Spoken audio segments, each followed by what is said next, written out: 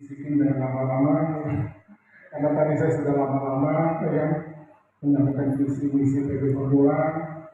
Intinya Formula ini adalah ormas Islam berpolitik, karena memang ormas politik, tetapi ormas harus mendorong atau membuat Islam untuk tersesat di jalan yang benar.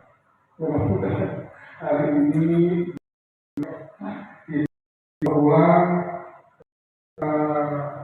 kita siapapun umaroh di maupun di kalangan semua, mudah-mudahan yang punya komitmen jelas kepada umat Islam. Dan alhamdulillah Formula dan kehadiran dari ketua umum daripada Partai Gelora di sini, intinya kita bersinergi untuk kemanfaatan umat Islam. Ini Pak saja kita bersinergi, mudah-mudahan ada kontribusi yang bermanfaat bagi umat Islam, khususnya untuk PB Formula.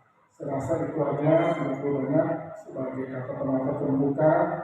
Intinya bukan hari ini akan dari kita berpolitik atau berpihak atau bagaimana.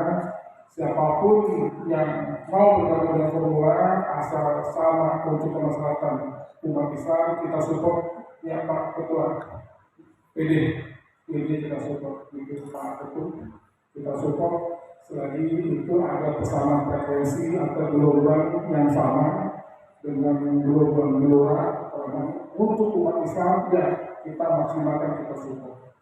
Kalau misalkan udah dikit lagi, nggak usah tanggung-tanggung atau bagaimana, ya.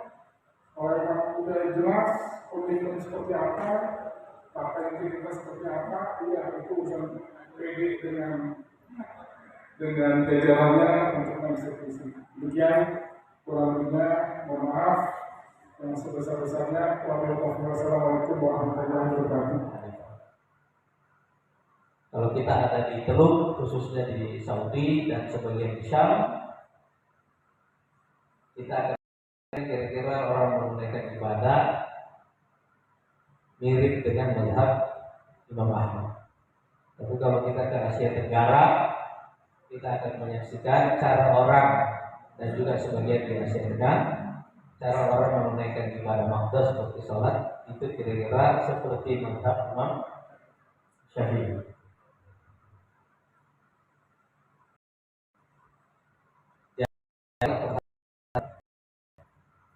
Pada dasarnya tulang punggung Islam itu ada dua. Yang pertama adalah para penguasa, yang kedua adalah para ulama. Kapan kedua kelompok ini dipisah, Islam pasti mengalami kemunduran. Kapan kedua kelompok ini digabungkan, Islam pasti mengalami kemajuan. Yang membedakan masa Khulafaur Rasyidin dengan masa-masa yang datang sesudahnya adalah karena penguasanya adalah ulama dan ulamanya adalah penguasa. Jadi kalau kita bicara Umar bin Khattab, kita bicara Ali bin Abi Thalib, kita akan menyebutkan nama dua orang nama itu sebagai bagian dari 7 ulama paling besar yang ada di kalangan sahabat, atau dalam bahasa Ibnu Qayyim itu al-muwaqqi'una an rabbil alamin. Kira-kira begitu. Itu bedanya. Kemudian penguasa-penguasa yang datang sesudahnya semakin sedikit ilmu keagamaannya, dan ulama-ulama yang datang sesudahnya semakin besar ilmunya tapi juga jauh dari kekuasaan. Dan itulah yang menandai era kemunduran Islam.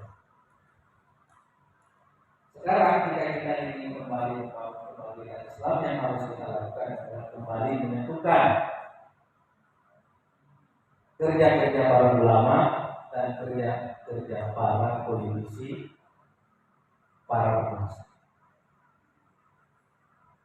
Kerja inilah yang harus kita gabungkan. Dan dengan cara itulah saya memandang Islam di Indonesia. Islam di Indonesia ini adalah Islam yang mayoritas. Ini adalah penduduk dunia Islam yang terbanyak. Dari 2 miliar penduduk bumi yang berstatus sebagai Muslim sekarang ini, kira-kira ada 10%-nya di Indonesia. Atau 200-an juta lebih umat Islam di seluruh dunia itu adanya di Indonesia. Karena itu negara ini adalah negara Muslim terbesar di dunia. Selanjutnya kita videokan.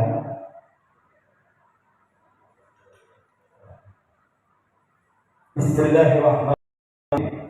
Kami sebagai anggota Formula bersama ini mendukung dan memberikan suara untuk kemenangan Ibu Ratu Ratna sebagai anggota DPR RI periode 2024-2029.